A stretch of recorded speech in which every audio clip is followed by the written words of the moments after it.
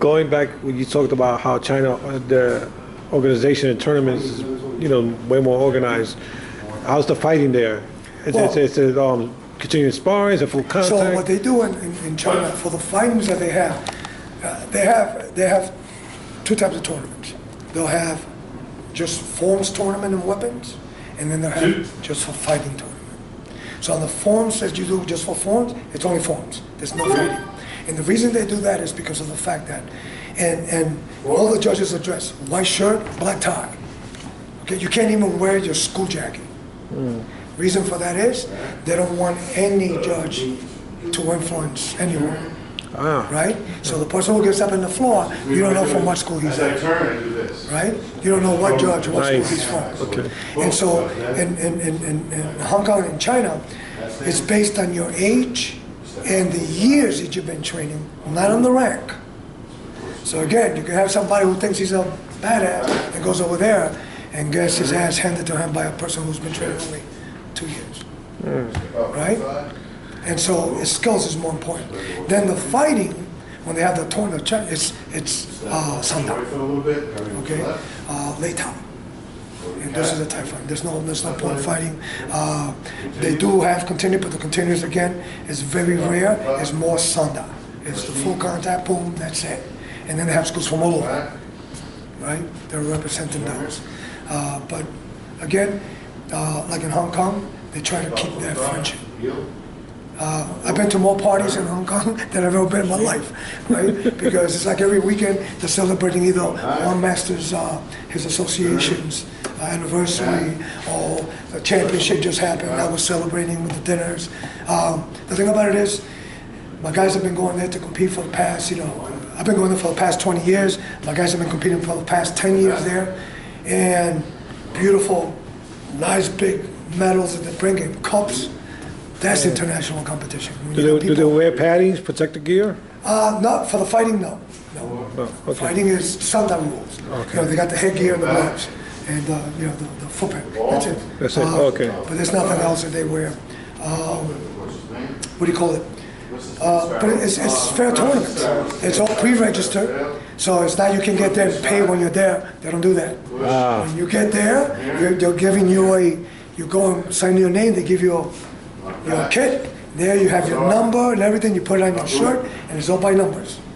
You have to go to a sheet, look for your number where you're at, so you already have been registered months ahead. And everything is very organized. They start on time and on time. It's beautiful. I haven't seen that here in a long time. As a matter of fact, here in the United States, you have a lot of people that are world champions, and yet not one person came from abroad. So how are you a world champion? It's like saying, we're the world champions in baseball. World Series. You didn't leave the United States. So it's dumb, right? Do you want to be a world championship? Why don't you play the countries? You want to do, the events like the world championships of baseball, right? That's now you're competing with the whole entire world. So the same thing with competitions. To be an international champion, you should have people there from all over the world. So I competed back in 2011 and 2012 in Hong Kong. I had already retired from competition, but never competed in China, and I wanted to see if I still had it. So you did compete in China? Oh, okay. So I'm 2 times international Kung Fu champion of Hong Kong. Okay. So in 2011, I competed, took the grand, and then the following year I competed again because I wanted to make sure there wasn't a fluke. The third year I wanted to compete, my Sifu asked me if I could be a judge from that point on. Give somebody else a chance. So I've been judging ever since, and now I take my guys. Oh, okay. So, and when we get there now, I sit back and watch my guys perform at dinners, right? They're doing what I was doing when I first started going to Hong Kong. And so now I get to sit back with my Sifu and watch how proud my Sifu is to see my group perform, and now I feel how he feels, And when people go, why don't you go up there and perform? I go, I don't want to rain in their parade. It's their time. I'm not going to get any more famous than what I already am. If you don't know who I am, sorry. Then you started martial arts late, and that's okay. There's a lot of people that don't know who I am. But if you do pray mantis, you do know who I am. And if you don't, then you're not doing pre-mentors. Okay. Okay? So what is your advice on people looking for a teacher for any style? What do you say they look for?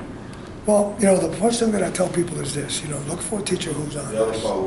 He's honest with himself, he's honest with you. Is he in it for the money or for trying to change your life? Because I'm not rich. God knows I've taught a lot of people for free. They don't have the money because it's not the money, it's the art. And my job is, like I tell my students this, I've been in some of my students' life before they got married, right? Before anything. Don't take your Sifu and put him on a pedestal like he didn't exist. I'm that ingredient that's keeping you together, right? And so when you meet your mate or somebody and they like who you are because I'm part of them. The minute you take me and you put me to the side, you're not that person anymore. You took a main ingredient out, now you become somebody else, right? So when you look for a teacher, you got to look for a teacher who lives what he preaches, right? And don't look at the teacher. The teacher might be good. Look at the students. Can he produce himself in them, right? And I usually tell my students this. I'm not creating clones. What I need to do here is teach you how to use your own attributes, okay? Your own attributes. So I tailor pre-mentors to fit each individual based on their status. Okay. I have people that they can do certain things, right? So based on that, then I have to tailor this for you, right? And the teacher who can't do that, then you're not a teacher. You don't know your style because it's not a cookie cutter, right? So I might have to teach you how to do something different than the others. If you can't blitz and charge somebody, then I try to explain people. Rule number one: in order for you to hit me, you got to step to me. So that means you got to come to me, or I come to you, right? So if I can't move much, I'm going to stay here. And when you come in, now I'm going to punish you, right? And so, but as a teacher, you have to be aware of that. You can't be telling that person, come on, you can do it, knowing that that person can't do it. That's never going to happen for that person, right? But you still got people telling, no, you can do it. One thing is encouraging, another one is lying, right? You will have more respect from that student if you're honest. They say, listen, we know you can't do this like this, but it doesn't mean you can't run it. How about we do it this way, and you adapt, right? As martial artists and as masters of the martial arts, we have to learn how to adapt, right? That's one thing that I can do, and I can fight any style. I can adapt to it, right? My specialty in pre-mantis is chin-up, right? I've competed with some of the best jiu-jitsu guys and won 2 years in a row, right? Demonstrating self-defense, and that's all I needed to make sure that my technique was on point. I teach my TMT, my Tactical Mantis Training Program, to a lot of NYPD officers. Is that something you came up with? Yes. It's. I used to be a bodyguard for Leon Hemsley. Okay. Taught a lot of people. Back in the 80s, I was teaching the NYPD tactical team. So can you give an example of what you mean by tactical mantis? Well, so tactical mantis, we'll come here and do it like a form and stuff like that, and you'll see people, and people are going like, what does that do? So let me just call one of my guys, and I can do something. So, Maris, you'll have people. So we'll call this Tone Bosun. Okay, so Tone Bosun is mantis catcher cicada, right? So when people see this, they think that I can hold somebody here forever, and you can't. The real grab is here. I'm going to squeeze that in here as I pull, right? So if I do the Tone Bosun, which you'll see here like this, right? And people go like, okay, but I can't hold anything forever. So this technique is used either two ways. I pull you down so that I can do my technique, right?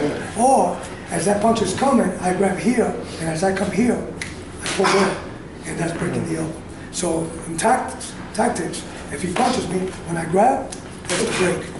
Oh, you're breaking the elbow? I break the elbow. Okay. Hyperextend it, right? Okay. So at the same time, I can go like this. See? So I'm going to hyperextend that here because he's going to be based on this, reacting to that, and there's my knee. So he exposes that. So that's the tactics that we quick plop, I'm going to go home, right? Same thing if he throws me a punch and I come from here, then I'm going to poke to the eye. If he blocks that, then boom, punch him right in the throat. Those are tactics. Okay. We're not going to be slapping someone and exchanging blows. Right. That's sparring. It is all come from the form. This all comes from forms, Okay. right? So, thank you.